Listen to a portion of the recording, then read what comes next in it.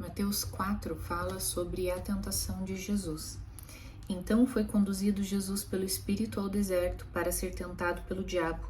E tendo jejuado 40 dias e 40 noites, depois teve fome. E chegando-se a ele o tentador, disse: Se tu és o Filho de Deus, manda que estas pedras se tornem pães.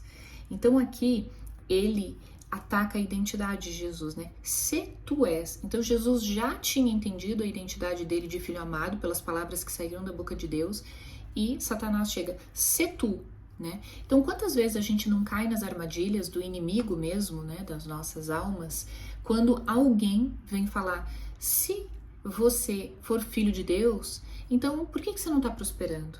Por que você não está fazendo sucesso? Por que você não está pregando, salvando pessoas? Por que você não está feliz? Por que você não está contente? Então esse ser sempre vem contra a nossa identidade, né? Então, enquanto nós não formarmos essa identidade, veja que ao mesmo tempo que duvidam de nós, isso é um elemento para que a gente sustente ainda mais essa identidade, sustente ainda mais pela palavra de Deus. Então, essa é a diferença, né, de quem realmente tem uma identidade forjada e de quem sucumbe às críticas, às dúvidas, porque ao mesmo tempo que Jesus, né, ouve, se tu, ele responde à altura, né? Então ele se torna ainda mais forte porque tentaram contra a identidade dele, então isso serviu para que ele se tornasse ainda mais confiante de quem ele é. E assim deve ser a nossa postura na vida, né? Quando a gente encontra desafios na vida, seja com pessoas, seja a experiência que estamos passando, a gente pode usar aquela experiência para tirar, né, os presentes que o terrível traz. Então, tudo que nos acontece coopera para o nosso bem. Seja uma ameaça, seja alguém vindo contra a nossa identidade. Agora, por exemplo, essa semana, né, fazendo uma análise de um atendimento, a pessoa disse, porque uma pessoa me afrontou no meu trabalho, na frente de todo mundo, e me deixou numa situação fragilizada, porque ela me questionou por que eu não me vestia assim, por que eu não falava assim, que eu tinha que ser e fazer segundo o cargo que eu tinha. E ela ficou traumatizada com aquela história, né? Aquilo trouxe um peso, porque ela ficou muito constrangida, estava diante de outras pessoas. Mas isso também traz a possibilidade de vermos como a gente se importa com a opinião dos outros. Será que aquela pessoa, ao invés de estar humilhando ou trazendo, né, algo que estava ali, como é que eu posso falar? Esqueci a palavra. Mas a pessoa estava revelando ali algo da pessoa na frente de outras pessoas que deixou ela chateada e angustiada. Mas se essa pessoa achava que estava falando algo para ajudá-la, né? Essa pessoa falou, por que você não se veste assim? Olha, você tem que ser, você tem que ter uma postura, você tem isso. Chamou a atenção dela na frente de outras pessoas, mas talvez na cabeça dela ela estava fazendo isso porque ela achou que iria fazer algo produtivo, né? Iria talvez ajudar aquela pessoa ali. Mas ela não entendeu assim. Ela presumiu que ele estava querendo humilhá-la. E se a gente usasse essas afrontas à nossa identidade a nosso favor e pudéssemos, por exemplo, não, mas será que ele não está achando que é para o meu bem e por isso ele falou na frente de todo mundo algo para me ajudar e que de fato vai me ajudar? Mas será que ele não tem razão naquilo que ele fala, que eu também tenho que melhorar minha postura, meu jeito de falar, meu jeito de me vestir?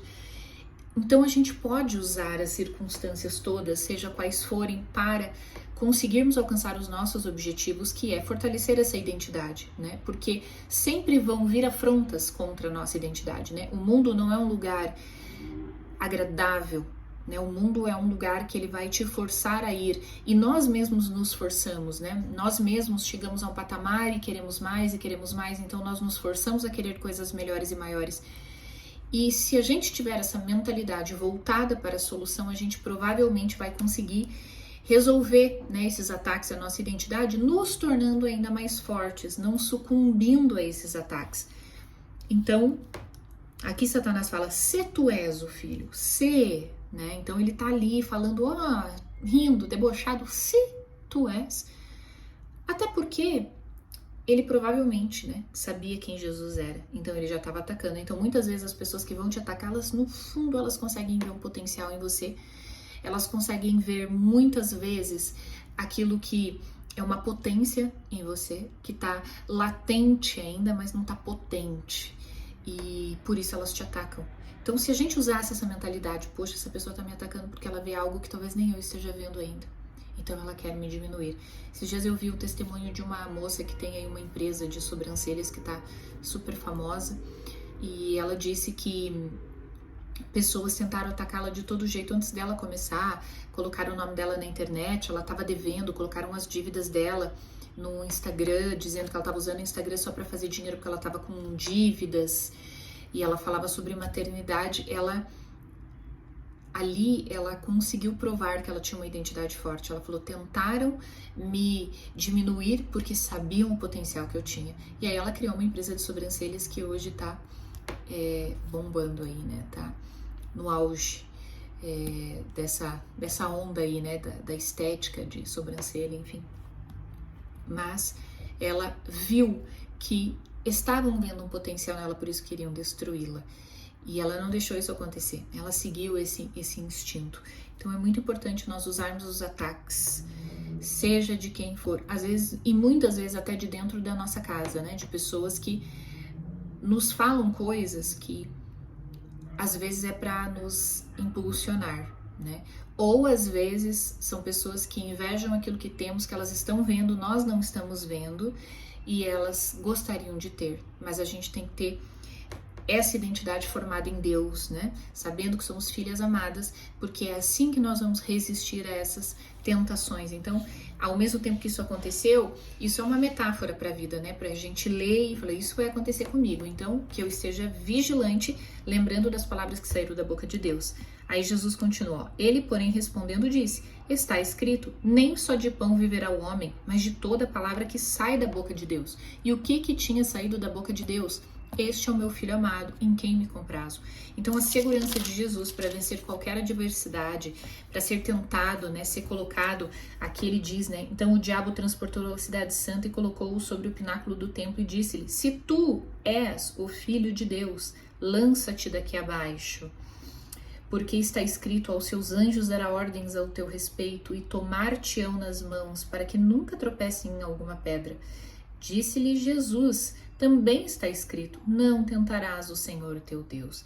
Então, Deus tinha as armas certas para reivindicar, né, a sua verdadeira identidade e não deixar que Satanás entrasse na mente dele e corrompesse, né, aquilo que ele realmente acredita. E disse-lhe, tudo isto te darei se prostrado me adorares. Então, tudo isso te darei. Então, o que ele vai dar? Mostrou todos os reinos do mundo, a glória deles. Então, toda essa glória, todos esses reinos, esses governos, tudo que ele oferece aqui vem do inimigo, tá? Tudo isto te darei se prostrado me adorares. Então disse-lhe Jesus, vai-te, Satanás, porque está escrito, ao Senhor teu Deus adorarás e só a ele servirás. Então ele tinha muita consciência do propósito, ele tinha muita consciência do chamado, ele tinha muita consciência dessa justiça. O que para ter a justiça de Deus eu preciso fazer, né? Então ele sabia que ele precisa adorar somente a Deus. Então o diabo deixou e eis que chegaram os anjos e o serviram. Então ele sabe que essa justiça de Deus, né, fazer a vontade de Deus, seguir as normas e as regras desse mundo criado por Deus, é isso que ele respondeu a Satanás, né? Então tudo isso está gravado na nossa alma e por meio dessa justiça de Deus a gente vai conseguir cada vez mais ouvir o Espírito e colocar em prática aquilo que ele nos chamou para fazer.